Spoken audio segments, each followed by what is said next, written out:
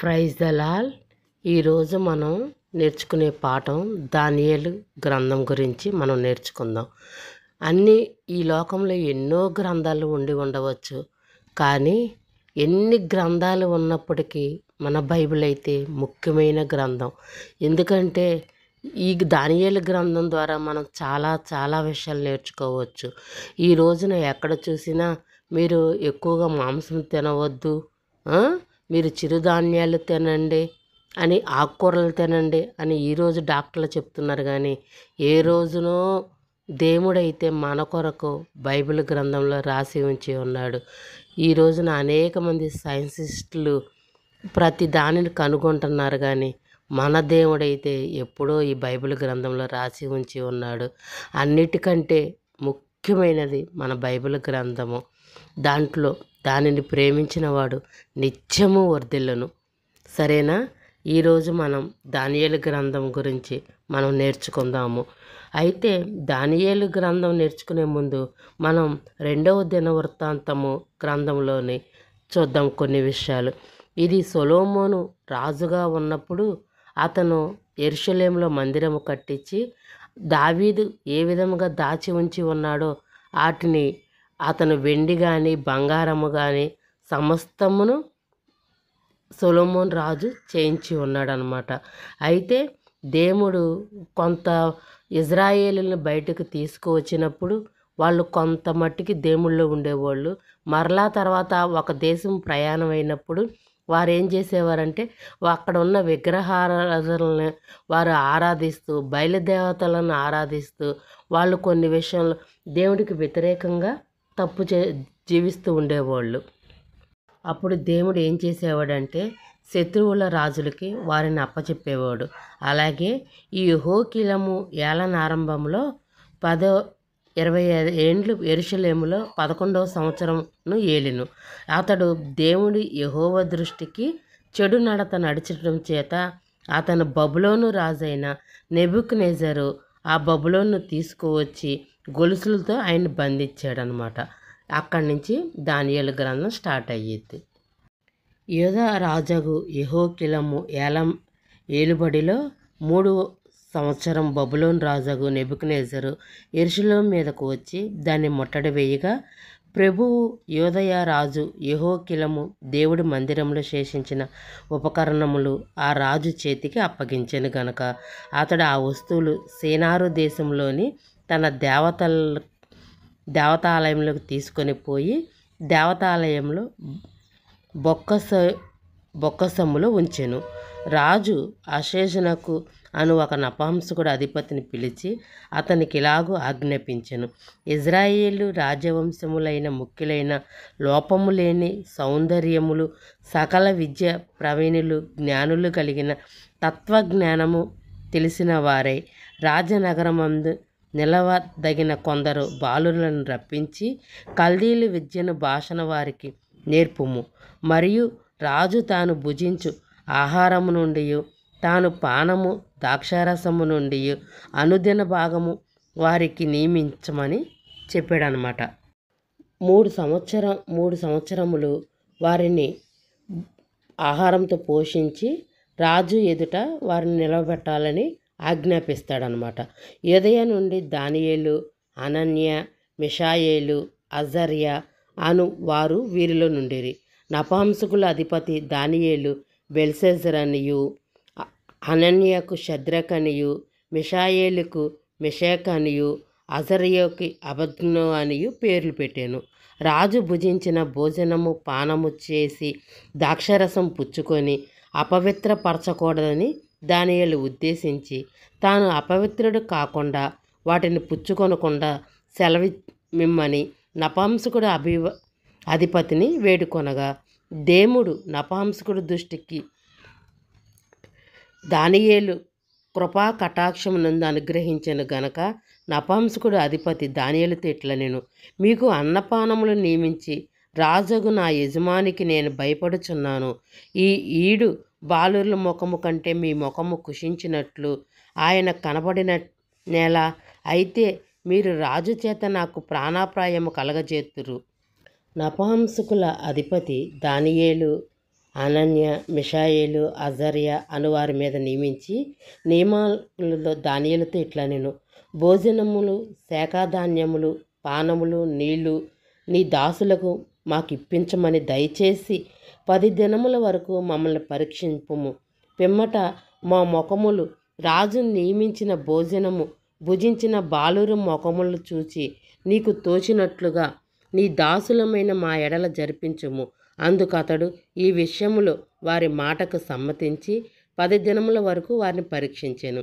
10 దినములైన తర్వాత పిమ్మట వారి ముఖములు రాజు భోజనం భుజించిన బాలుర అందరి ముఖముల కంటే సౌందర్యముగాను కలగాను కనపడగా రాజు వారిని నియమించిన భోజనము పానము కొరకై ద్రాక్షారసము ఆ నియమకును తీసుకొని వారి శాఖాధాన్యములు నిచ్చెను.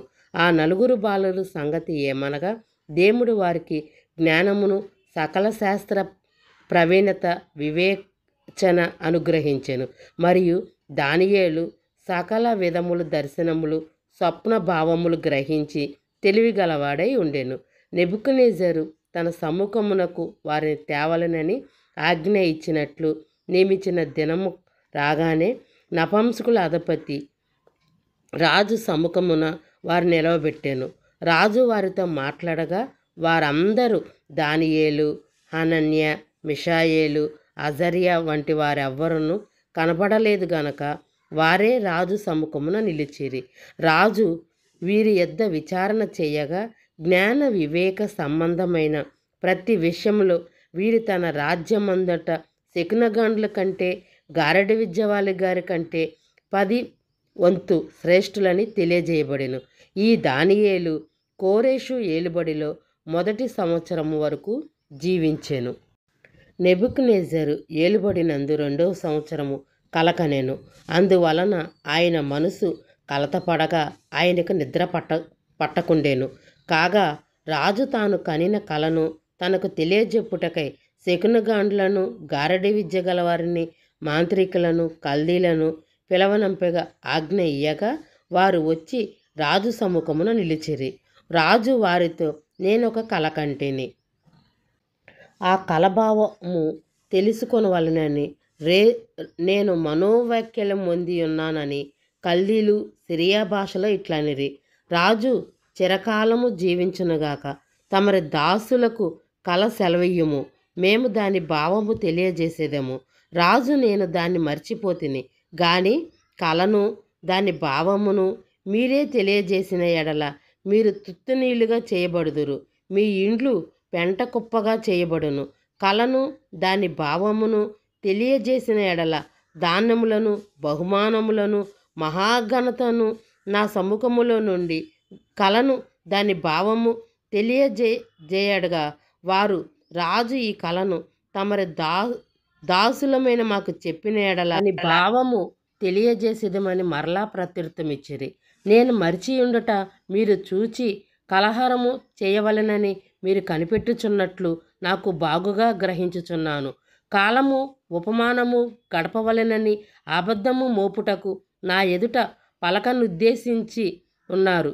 మీరు నా కలను చెప్పకపోయిన ఎడల నేను చెప్పిన మాట ఖండితముగా గనుక కలను నాకు చెప్పని ఎడల దాని భావము తెలియజేయక మీకు సామర్థ్యము కలదని నేను తెలుసుకొందును.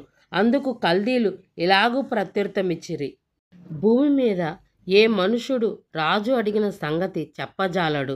ఏ చక్రవర్తియు అధికారియు శకునగాని యొద్ద గారడి విద్య గలవాని యొద్ద కల్దీలు యొద్ద ఇంటి సంగతి విచారణ లేదు. రాజు విచారించిన సంగతి బహు అసాధారణమైనది. దేవతలు కాక మరి ఎవ్వరూ ఈ సంగతి తెలియజాలరు. దేవతలు నివాసము శరీరాల మధ్య ఉండవు గదా. అందుకు రాజు కోపం తెచ్చుకొని అత్యాగ్రహము గలవాడై బబులోను జ్ఞానులందరినీ సంహరింపవలెనని ఆజ్ఞ ఇచ్చెను. ఇట్టి శాసనము బయలుదేరుట వలన జ్ఞానులు చంపవలసి ఉండగా వారు దానియేలును అతని స్నేహితులను చంపజూచిరి. అప్పుడు దానియేలు బబులోను జ్ఞానులు చంపుటకై బయలుదేరి రాజ దేహ సంరక్షకుల అధిపతియగు ఆర్యోకు దగ్గరికి పోయి జ్ఞానయుక్తముగా మనవి చేశాను.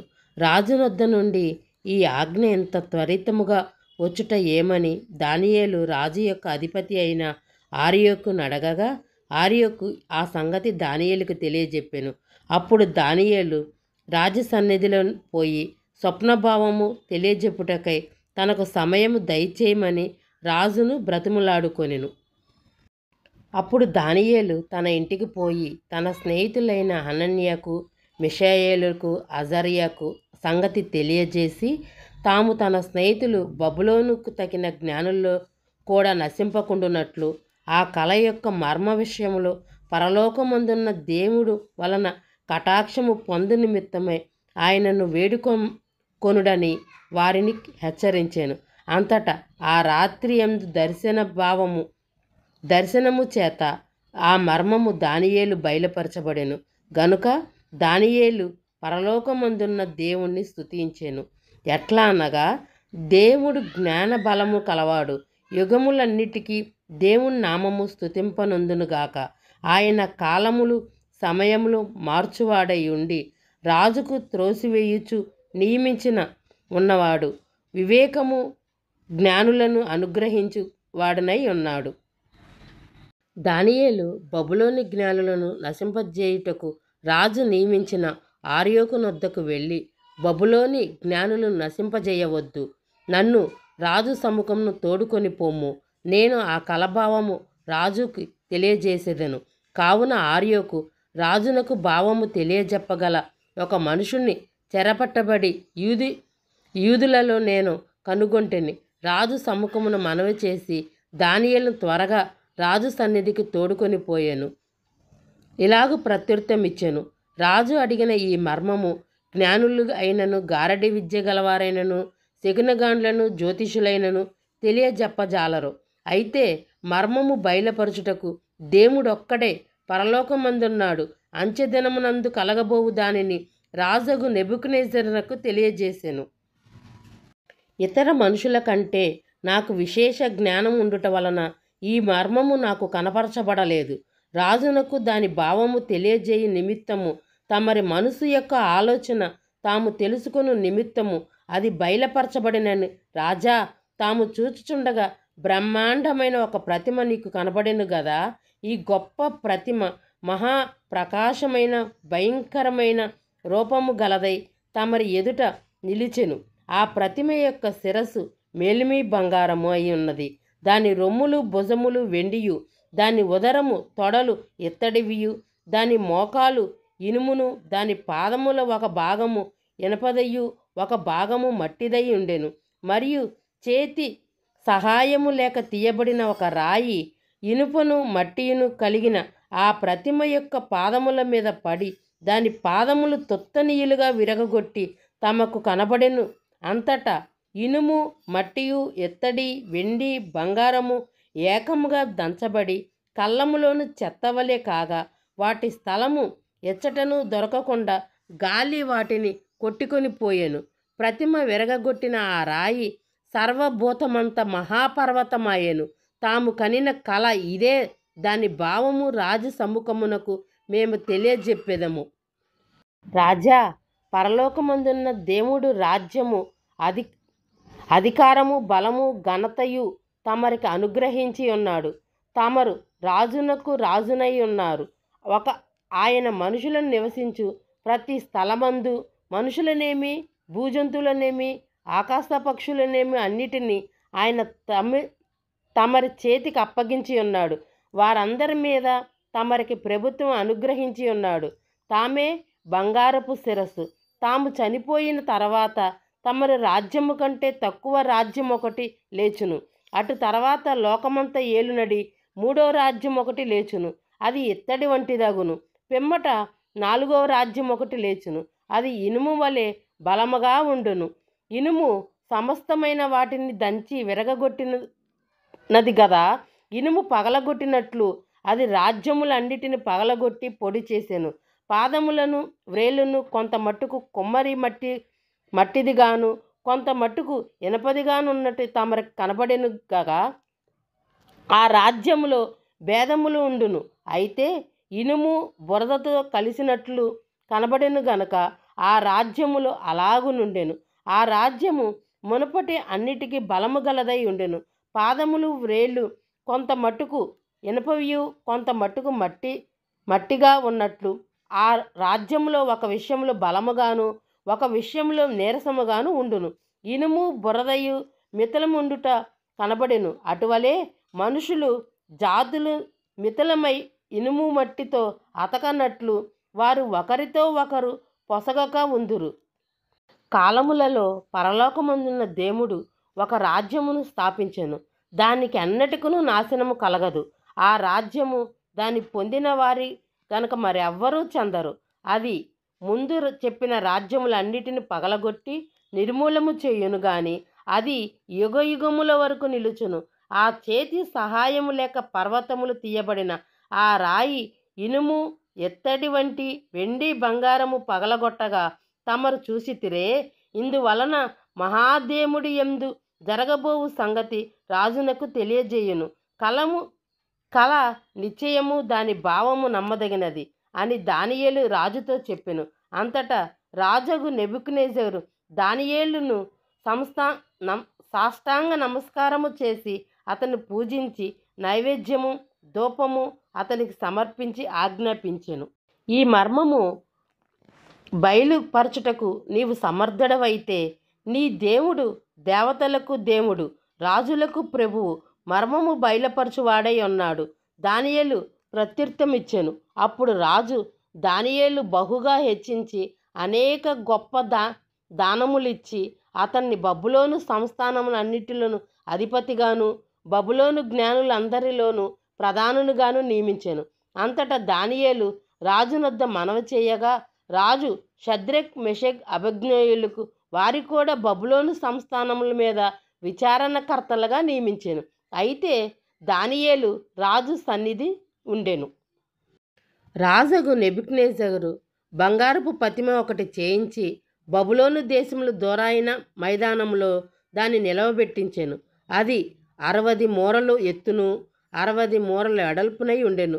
రాజగు నెబుకద్నెజరు అధిపతులు సేనాధిపతులు సంస్థానాధిపతులు మంత్రులు ఖజానాదారులు ధర్మశాస్త్ర విధేయములు న్యాయాధిపతులు సంస్థానముల అధిపతులు శకునములు వహించువారి అందరినీ సమకూర్చుటకు రాజగు నెబుకద్నెజరు నిలవబెట్టిన ప్రతిమ యొక్క ప్రతిష్టను అర్పించుటకు దూతలను పంపించగా ఆ అధిపతులు సేనాధిపతులు సంస్థానాధిపతులు మంత్రులు ఖజానాదారులు ధర్మశాస్త్ర విధేయము న్యాయాధిపతులు సంస్థానములు అధికము వహించు వారందరూ రాజగు నెబుకద్నెజరు నిలవబెట్టించిన ప్రతిమ యొక్క కూడి వచ్చి రాజగు నెబుకద్నెజరు నిలవబెట్టిన ప్రతిమను ఎదుట నిలుచుండిరి. ఇట్లా ఉండగా ఒక దూత చాటించెను. ఏమనగా, జనులారా దేశస్థులారా ఆయా భాషలు మాట్లాడువారులారా మీకు ఆజ్ఞ ఇచ్చుచున్నాను. ఏమనగా బాకా పిల్లన గురోవి పెద్ద వీణ సింఫోనియా వీణ సకల విధములగు వాయిద్యధ్వనులు మీకు వినబడినప్పుడు రాజగు నెబుకద్నెజరు నిలవబెట్టిన బంగారు ప్రతిమ ఎదుట సాగిలపడి నమస్కరింపబడిన వాడెవడో వాడు మండుచున్న అగ్నిగుండంలో తక్షణమే వేయబడును. నెబుకద్నెజరు నిలవబెట్టించిన బంగారు ప్రతిమకు నమస్కారము చేసిరి. ఆ సమయంలో కల్దీరు కొందరు మనుషులు వచ్చి యూదులపైన కొండెములు చెప్పి రాజగు నెబుకద్నెజరు నొద్ద ఇలాగ మనవి చేసిరి. రాజు చిరకాలము జీవించునుగాక. రాజా తాము కట్టబడిన నియమించిన ఏదైనగా బాకాను పిల్లన గురోవి పెద్ద వీణలు సింఫోనియా సకల వివిధమైన వాయిద్యధ్వనులు వినబడు ప్రతివాడు సాగిలపడి ఆ బంగారు ప్రతిమకు నమస్కారము చేయవలెను. సాగిలపడి నమస్కారము చెయ్యని వాడెవడో మండుచున్న అగ్నిగుండంలో వేయబడును. రాజా తాము షద్రక్ మెషక్ అబేద్నెగో అను ఆ ముగ్గురు యూదులు బబులోను దేశంలోని రాచకార్యములు విచారించు నియమించితిరి. ఆ మనుషులు తమరి ఆజ్ఞ లక్ష్య పెట్టలేదు, తమరి దేవతలు పూజించటలేదు, తమరు నిలవబెట్టించిన బంగారు ప్రతిమ నమస్కారము చేయలేదు అనిరి. అందుకు నెబుకద్నెజరు అత్యాగ్రహము రౌద్రుడు గలవాడే షద్రక్ మెషక్ అబేద్నెగోలను పట్టుకొని రండని ఆజ్ఞ ఇయ్యగా ఆ మనుషులు పట్టుకొని రాజు సన్నిధికి తీసుకొని వచ్చిరి. అంతటా నెబుకద్నెజరు వారితో ఇట్లా నేను షద్రక్ మెషక్ అబేద్నెగో మీరు నా దేవతను పూజించుటకు లేదని నేను నిలవబెట్టించిన బంగారు ప్రతిమకు నమస్కారం లేదని నాకు వినబడినది అది నిజమా? బాకాను పిల్లన గ్రోవిని వీణలు సింఫోనియా సకల విధమైన వాయిద్యధ్వనులు మీరు సమయంలో సాగిలపడి నేను చేయించిన ప్రతిమ నమస్కారము సిద్ధముగా ఉండిన ఎడల సరే, మీరు నమస్కారము చేయని ఎడల తక్షణమే మండుచున్న వేడి అగ్నిగుండములో వేయబడుదురు. నా చేతి నుండి మిమ్మల్ని విడిపింపగల మీ దేవుడు ఎక్కడున్నాడు? షద్రక్ మెషక్ అబేద్నెగోలు రాజుతో ఎలాగో చెప్పిరి. నెబుకద్నెజరు ఇందును గూర్చి నీకు ప్రత్యుత్తరం ఇవ్వనవసరం లేదు, చింత మాకు లేదు. మేము సేవించుచున్న దేవుడు మండుచున్న వేడిని ఈ అగ్నిగుండములో నుండి మమ్మల్ని తప్పించి రక్షించుటకు సమర్థుడు. మరియు నీ వశము పడకుండా ఆయన మమ్మల్ని రక్షించును. ఒకవేళ ఆయన రక్షింపకపోయినను రాజా, నీ దేవతలను మేము పూజింపము, నీవు నిలవబెట్టిన బంగారు ప్రతిమను నమస్కరింపమని తెలుసుకొనుడి. అందుకు నెబుకద్నెజరు అత్యాగ్రహము నొంది షద్రక్ మెషక్ అబేద్నెగో వారిని నియమించిన ఆయన సముఖము వికారమాయెను గనుక గుండము ఎప్పటికన్నా 7 వేడి చేయమని ఆజ్ఞ ఇచ్చెను. మరియు తన సైన్యములో నుండి బలిష్ఠులైన కొందరిని పిలవనింపించి షద్రక్ మెషక్ అబేద్నెగోలను బంధించి వేడిమి కలిగిన మండుచున్న ఆ గుండములో వేయుడని ఆజ్ఞయ్యగా వారు నిలువుట అంగీలును పై వస్త్రములు తగిన వస్త్రములు తీయకయే ఉన్నపాటున ముగ్గురిని వేడిమి గలి మండుచున్న ఆ అగ్నిగుండంలో పడవేసిరి. రాజు ఆజ్ఞ తీవ్రమైనందున గుండము మిక్కిలి వేడి గలదై షద్రక్ మెషక్ అబేద్నెగోలను విసిరివేసిన ఆ మనుషులు అగ్ని జ్వాలల చేత కాల్చబడి చనిపోయిరి. షద్రక్ మెషక్ అబేద్నెగోలు ఆ ముగ్గురు మనుషులు బంధింపబడిన వారే వేడిమి కలిగిన మండుచున్న ఆ గుండములో పడగా రాజగు నెబుకద్నెజరు ఆశ్చర్యపడి తీరముగా లేచి, మేము ముగ్గురు మనుషులను బంధించి ఈ అగ్నిలో వేసితిమి కదా? తన మంత్రులను అడిగిరి. రాజా, సత్యమే రాజుతో ప్రత్యుత్తరం ఇచ్చిరి. అందుకు రాజు, నేను 4 మనుషులను బంధకములలో అగ్ని సంచరించుచున్నాడు, నేను హాని ఏమీయూ కలగలేదు. 4వ వాని రూపము దేవతల రూపము బోలి ఉన్నదని ప్రత్యుత్తరం ఇచ్చెను. అందుకు నెబుకద్నెజరు వేడిమి కలిగిన మండుచున్న ఆ గుండము వారి దగ్గరికి వచ్చి షద్రక్ మెషక్ అబేద్నెగోలను మహోన్నతుడగు దేవుని సేవకులారా, బయటికి వచ్చి నా యుద్ధకు రండని పిలవగా షద్రక్ మెషక్ అబేద్నెగోయు వీరు దేవుడి పూజార్హుడు, వారు తమ దేవుణ్ణి కాక మరి ఏ దేవుడిని పూజింపరని వారు తెలుసుకొనిరి. రక్షించుటకు సమర్థుడు దేవుడు మరి ఏ దేవుడు లేడు, వీరి దేవుడే నిజమైన దేవుడని ఆనాడు నెబుకద్నెజరు సాక్ష్యమిచ్చి ఉన్నాడు. షద్రకు మేషకు అబేద్నెగో వారి దేవుడు ఎవరు దూషించునో వాడు తుత్తునీగా చేయబడును, వాడి ఇల్లు పెంటకుప్పగా ఉండవలెనని. అంతటా రాజు షద్రక్ మెషక్ అబేద్నెగోలను వారి నుండి బబులోను సంస్థానంలో హెచ్చించెను. మహోన్నతుడగు దేవుడు నా ఎడల చేసిన అద్భుతములు సూచక్రియలు మీకు తెలియజేయుటకు నాకు మనసు కలిగెను. ఆయన సూచక్రియలు ఎంత బ్రహ్మాండము, ఆయన అద్భుతములు ఎంతో ఘనమైనవి. ఆయన రాజ్యము శాశ్వత రాజ్యము, ఆధిపత్యము తరతరములు నిలుచును. నేను నా పడక మీద ఉండగా నాకు ఈ దర్శనము కలిగెను. నేను చూడగా భూమి మధ్యన మిగుల ఎత్తుగల ఒక చెట్టు కనబడెను. ఆ చెట్టు వృద్ధి పొంది బ్రహ్మాండమైనదైను. దాని కొమ్మలు ఆకాశమంతట ఎత్తుగాను, దాని ఆకారము భూమి అంతటా విశాలముగా నుండెను. దాని ఆకులు సొగసుగాను, దాని పండ్లు విస్తారముగాను కనబడెను. అందులో సమస్త జీవకోట్లకు చాలినంత ఆహారం ఉండెను. దాని నీడన జీవకోట్లు చాలినంత ఆహారం ఉండెను. అడవి జంతువులు పండుకొనుటకు దాని కొమ్మలు, ఆకాశ పక్షులు కూర్చుండును. సకల మనుషులు చాలునంత ఆహారము దాని ఉండెను. మరియు నేను నా పడక మీద పరుండి ఉండగా నా మనసుకు కలిగిన దర్శనములు చూచుచుండగా జాగర్కుడు ఒక పరిశుద్ధుడు ఆకాశము నుండి దిగివచ్చి ఇలాగు బిగ్గరగా ప్రకటించాను, ఈ చెట్టు నరికి దాని కొమ్మలను కొట్టి దాని ఆకులను తీసివేసి దాని పండ్లను పారవేసి పశువులను దాని నీడను తొలివేయుడి.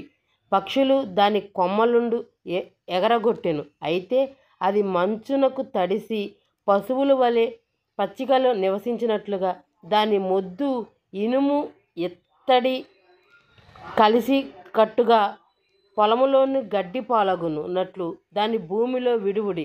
7 కాలములు గడుచు వరకు దానికున్న మానవ మనసునకు బదులుగా పశు మనసు దానికి కలుగును.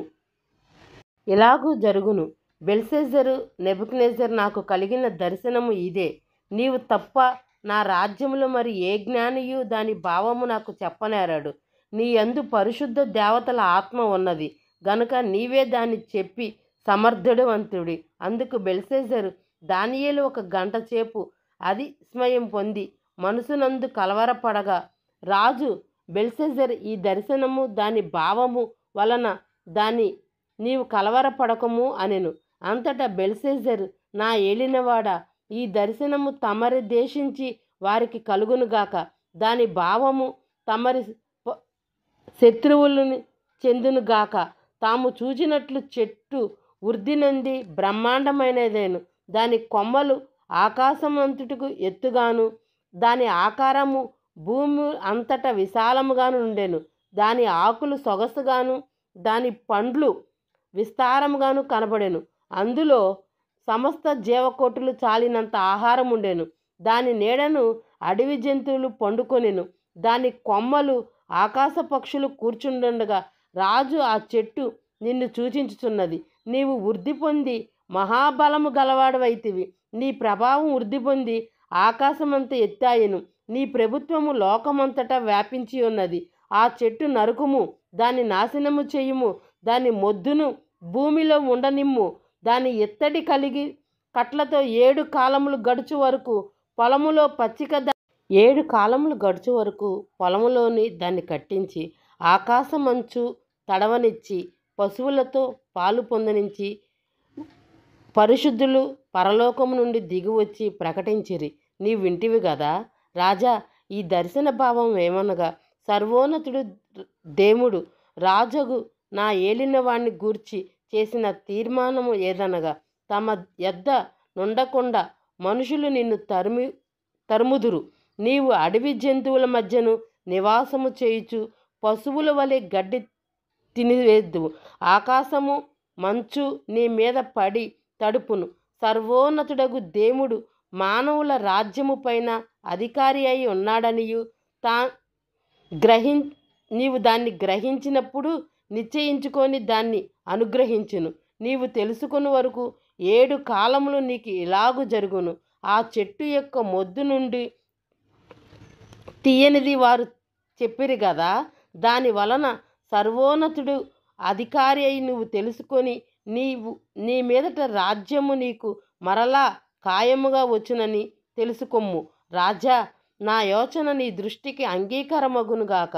ఒకవేళ నీ పాపములు మాని నైతి న్యాయములను అనుసరించి నీవు బాధ పెట్టిన వారి యందు కరుణ చూపిన ఎడల నీకున్న క్షేమము నీకిక్క మీదట నుండునని దానియేలు ప్రత్యుత్తరమిచ్చెను.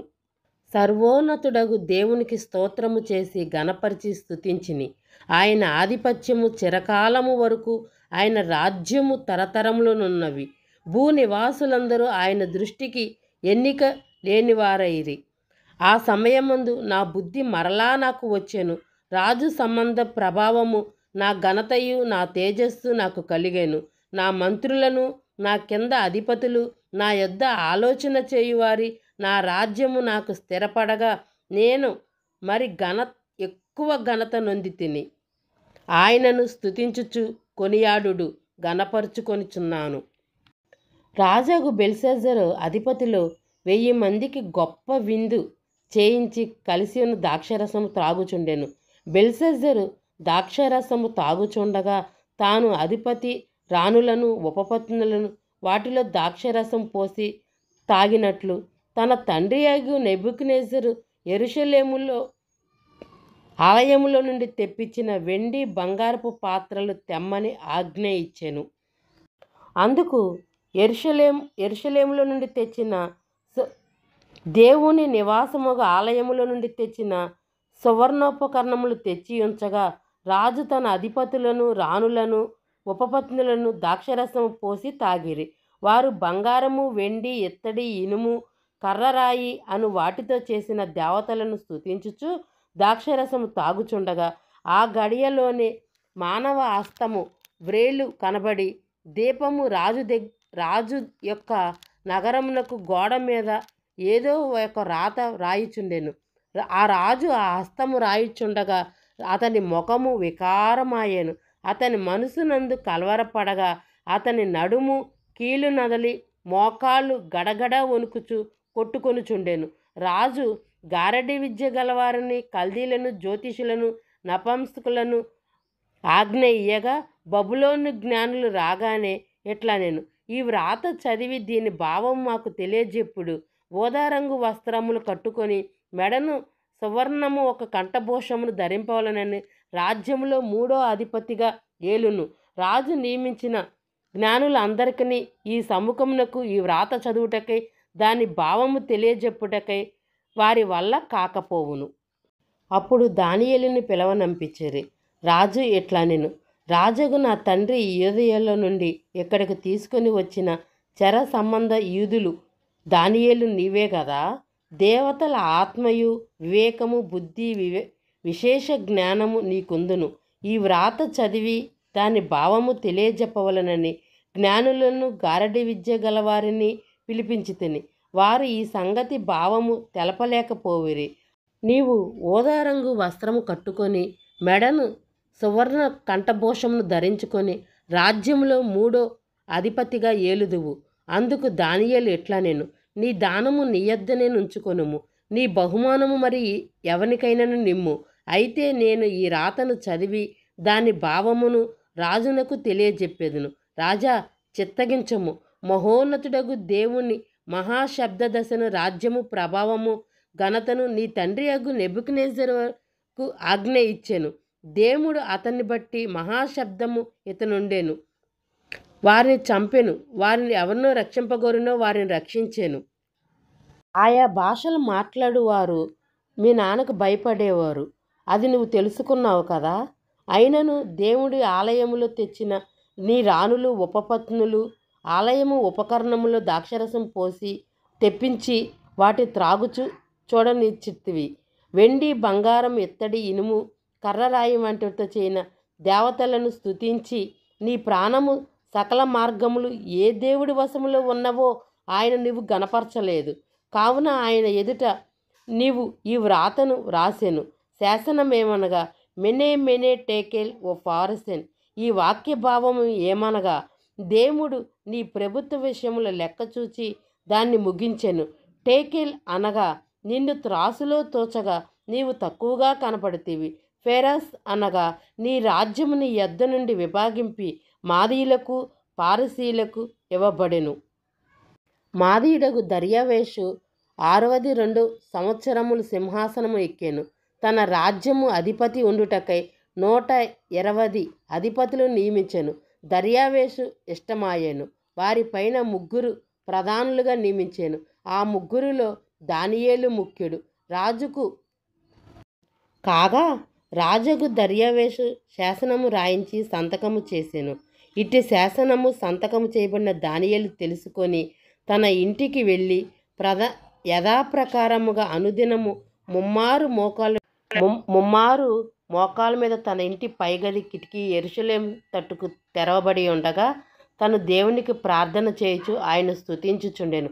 ఆ మనుషులు గుంపు కూడి వచ్చి దానియేలు తన దేవునికి ప్రార్థన చేయుటకు ఆయనను బ్రతిమలాడుకొనుటయు చూచి రాజు సముఖమునకొచ్చి శాసన విషయమును బట్టి రాజా 30 దినముల వరకు నీవు తప్ప మరి ఏ దేవునికైనాను మానవునికైనాను ఎవడూ ప్రార్థన చేయకూడదు.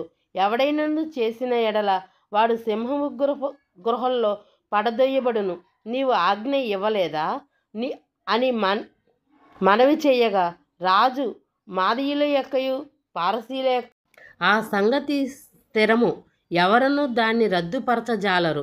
అందుకు వారు యూదయలోనున్న దానియేలు నిన్నే గాని నీవు ప్రకటించిన శాసనమునే గాని లక్ష్య పెట్టక అనుదినము ముమ్మారు ప్రార్థన చేయుచు వచ్చుచున్నాడని రాజు ఈ మాట విని బహు వ్యాకులపడి దానియేలును రక్షింపవలనని తన మనసు దృఢము చేసుకొని సూర్యుడు అస్తమించు వరకు అతను విడిపించుటకు ప్రయత్నం చేశాను.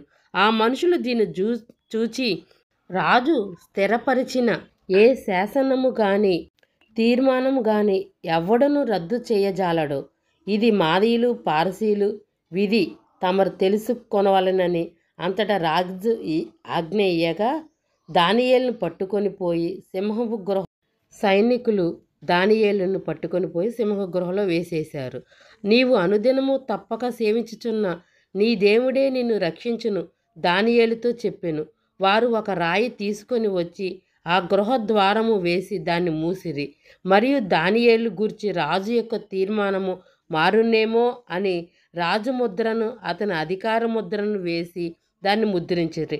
అంతటా రాజు నగరమునకు వెళ్ళి ఆ రాత్రి అంతా ఉపవాసం ఉండి నాట్య వాయిద్యములను జరగనేయలేదు. అతనికి నిద్ర పట్టకపోవెను. తెల్లవారుజామున వేగిరిని లేచి సింహము గృహము దగ్గరకు త్వరపడిపోయెను. అతడు గృహ దగ్గరికి రాగానే దుఃఖ స్వరముతో దానియేలు పిలిచి, జీవము గల దేవుని సేవకుడు అయిన దానియేలు, నిత్యము నీవు సేవించుచున్న నీ దేవుడు నిన్ను రక్షింపగలనా అని అతన్ని అడిగాను. అందుకు దానియేలు, రాజు చిరకాలము జీవించునుగాక.